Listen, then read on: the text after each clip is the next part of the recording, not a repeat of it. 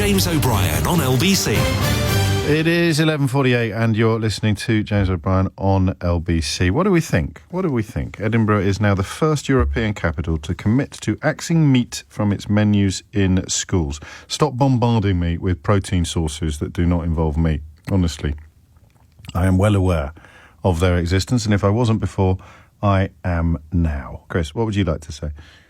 Hey there. Firstly, just to get the nutrition thing out of the way, because I've heard a few people say about it. The Academy of Nutrition and Dietetics, who are the largest collective of nutritionists on the planet, have made a peer-reviewed statement to say that a vegan diet can give you everything you need, suitable for all stages of life.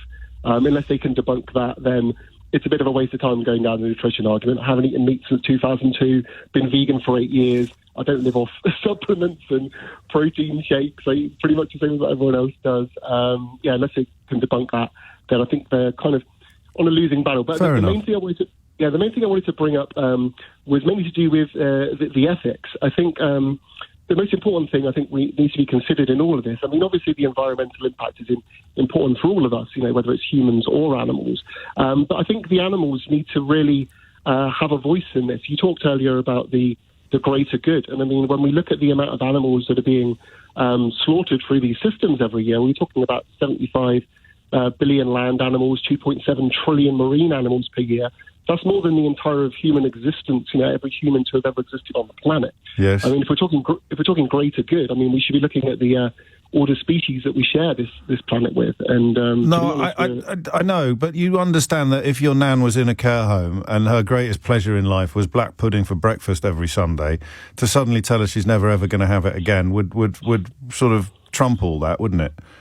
I mean, it would, but if it is someone's happiness for a taste pleasure more important than the life of an animal, I would say no. Well, yes, to many people it is. Not to you, but, in the same way that they can't force you to eat meat, I'm not sure you should be allowed to force them not to.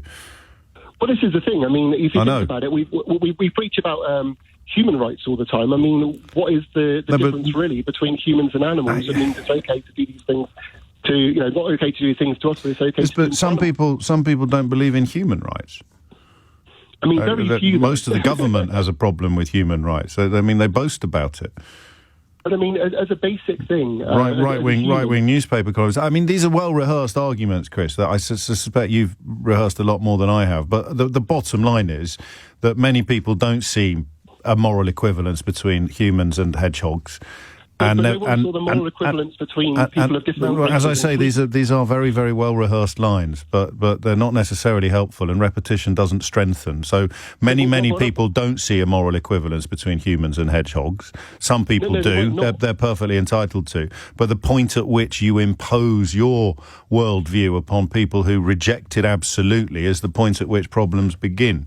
So the vegetarian diet being introduced in buildings that Edinburgh Council runs is a very different proposal from the Scottish Government outlawing meat, for example. Yeah, but what I'm trying to say is throughout history, we've always corrected our things depending on our morals. I mean, at one point we looked at people of colour in this way. We looked at women in this way. We've looked at numerous things this way. But none of this changes. None of this changes the fact that hedgehogs are not humans.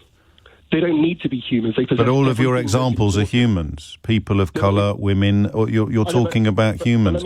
So why not extend it to plants? How on earth can you eat an organism that was once alive, growing out of the ground? Well, that's extremely easy because what we value is sentience, and that is no, I don't. I don't. I value simple life. No, but you can't say you're step on a blade of grass. I just did. Throughout history, we have denigrated living organisms, whether it be people of colour or women, and I believe it's time we extended the same rights. Just as we've been on a journey with civil rights, so we should now start respecting the rights of daffodils.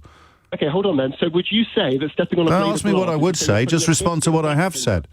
Now, hold on. Would you say the same, a pig in a gas chamber, killing them then is the same as stepping on a blade of grass? If not, then you're logically inconsistent. Absolutely the same, yes. Absolutely the same. Until hoverboards are invented, I will not be able to lead a morally pure life. So you are saying on national radio that stepping on a blade of grass... No, Chris, mate, I'm taking the mickey out of you and your well-rehearsed arguments that don't admit the reality of existence and the fundamental difference in the minds of everybody listening between a hedgehog and a human being. But you crack on with another well-rehearsed line, mate. Now, what you're denying is the fact that I was joking. Your pain, Yes. they experience well-being. Exactly the same things that we do, exactly the same reasons that we value other people. By not doing that, you're actually being morally inconsistent. You're actually being a hypocrite. Time now for...